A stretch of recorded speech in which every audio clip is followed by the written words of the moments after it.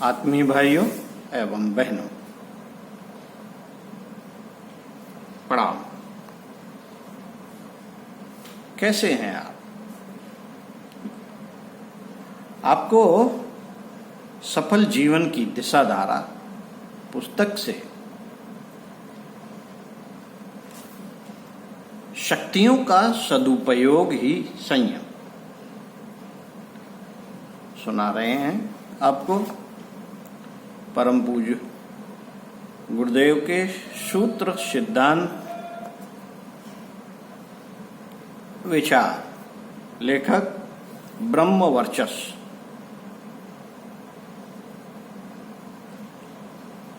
कृपया ध्यान से सुनिए। मनुष्य को अन्य प्राणियों से श्रेष्ठतम विभूतियां मिली हैं। शक्ति के अनंत स्रोत से भी इसका संबंध इस प्रकार जुड़ा हुआ है कि वह जब चाहे आवश्यकतानुसार अतिरिक्त शक्ति प्राप्त कर लेता है। शारीरिक दृष्टि से अन्य कई प्राणियों से कमजोर होते हुए भी मनुष्य ऐसे साधन विकसित करने में सफल हुआ है कि वह संसार का एक छत्र शक्तिशाली अधिपति हो सका है। एक ओर अभावग्रस्त, अशक्त और अज्ञानी लोगों की भरमार है, तो दूसरी ओर ऐसे महापुरुष भी हुए हैं जिन्होंने प्रतिभा के बल पर संसार को एक से एक बढ़ चढ़कर अनुदान दिए। हमारे चारों ओर विद्वान के जो चमत्कार दिखाई देते हैं वे सब उन महापुरुषों की ही देन है जिन्होंने अपनी विभूतियों का उपयोग किया और उन्हें इस दिशा में लगाया। एक व्यक्ति सारे समाज की चिंतन धारा मोड़ देता है। वह अपने भीतर ऐसी विचार शक्ति अर्जित कर लेता है कि अन्य सभी लोग उसके अनुरूप सोचने लगे। प्रतिभाशाली और अयोग्य दोनों ही तरह के व्यक्तियों से यह संसार भरा पड़ा है। एक और जहां ऐसे व्यक्तित्व हैं जो अपनी शक्ति के द्वारा पूरे समाज की समस्याओं को हल कर सकते हैं, तो दूसरी ओर ऐसे लोग भी हैं जो अपनी साधारण सी कठिनाइयों का निवारण भी नहीं कर पाते। साथियों, प्रश्न उठता है कि सृष्टि नियंता, इस सृष्टि को बनाने वाला ने लोगों को इस तरह की शक्तियां प्रदान करते समय क्या कोई पक्षपात किया है? कोई पक्षपात बरता है? नहीं, उसने सभी को उससे लाभ उठाने के द्वार खोल रखे हैं और प्रत्येक को यह अवसर दिया है कि वह उस शक्ति का उपयोग अपने तथा समाज के लिए कर सके। साधन और परिस्थितियां महापुरुष तथा साधारण व्यक्तियों के अंतर का कारण नहीं। महापुरुष भी विपन्न से विपन्न परिस्थितियों में आगे बढ़े हैं तथा महान कार्य करने में सफल हो सके हैं। उन सफलताओं का आधार उपलब्ध शक्ति का सही दिशा में, अभीष्ट दिशा में सही उपयोग है। वे शक्तियां हमें भी प्राप्त हैं, प्रत्येक को उपलब्ध हो सकती हैं, लेकिन हम दो कारणों से उनका लाभ नहीं उठा पाते। पहला कारण तो यह है कि व्यक्ति उन शक्तियों को अनावश्यक, अवांछनीय रूप से खर्च कर देते हैं। अनावश्यक और अनुचित कार्यों में शक्तियां खर्च कर देने से उनका उपयोग आवश्यक और उचित कार्यों में नहीं हो पाता। साधन सीमित हो तो उनसे आवश्यक कार्य किए जाएं तो अतिरिक्त साधन भी प्राप्त किए जा सकते हैं, लेकिन सीमित साधनों को अनावश्यक कार्यों में खर्च कर दिया जाए तो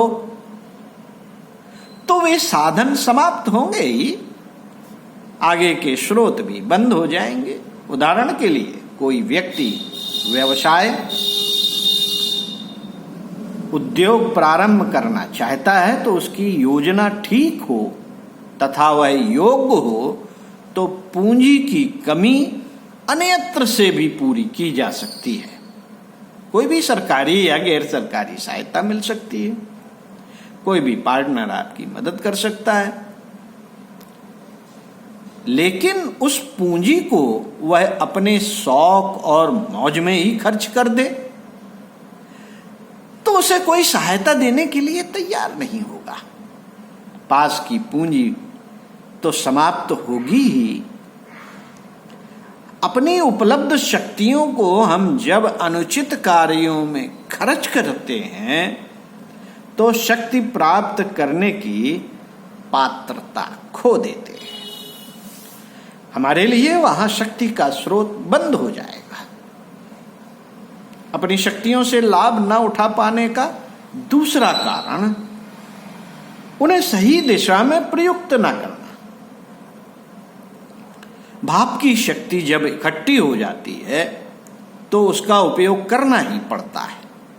यदि उसका उपयोग न किया जाए तो बर्तन फट सकता है, कोई नुकसान हो सकता है। पानी का गुण है बहना। यदि वह अनियंत्रित बहने लगे तो बड़े बड़े नुकसान हो सकते हैं। साथियों, बाढ़ें क्या है? बाढ़ें वर्षा के पानी का अनियंत्रित बहाव ही तो बाढ़ है। उपलब्ध शक्ति को सही दिशा में प्रयुक्त करके ही उससे वास्तविक लाभ उठाया जा सकता है। उपलब्ध शक्तियों के अनुचित अपव्यय को रोककर उसे कल्याणकारी कार्यों में लगाने का नाम ही संयम है। मनीषियों और महापुरुषों ने इसे जीवन का आवश्यक अंग बताया है। अब तक संयम का एकांगी अर्थ ही समझा जाता रहा है। एकांगी मतलब ब्रह्मचर्य का संयम करना, अर्थात शक्तियों के प्रवाह को रोकना। यदि शक्तियों के प्रवाह को रोका जाता रहे पर उनका कोई उपयोग न किया जाए तो लाभ के स्थान पर हानि होती है। नदियों का पानी बांध बनाकर रोक दिया जाए, न उससे सिंचाई का काम लिया जाए और न ही बिजली पैदा की जाए तो एकत्रित होता जा रहा पानी विनाश ही प्रस्तुत करेगा। संयम का अर्थ शक्तियों के प्रवाह को निरर्थक और हानिकारक दिशा से रोककर सार्थक और कल्याणकारी दिशा में लगाना है। इस स्तर के संयम को सिद्ध करने के लिए जितने भी प्रयास किए जाएंगे वे हमारे व्यक्तित्व को उत्कृष्ट और प्रखर बनाते चले जाएंगे। आगे आपको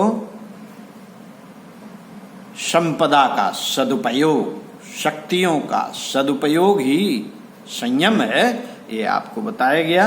आगे आपको इसी पुस्तक से संबंधित विषय समय संपदा का सदुपयोग, हमारे पास समय ही है। आइए अगले वीडियो में इसके बारे में गुरुदेव के विचारों को बताते हैं।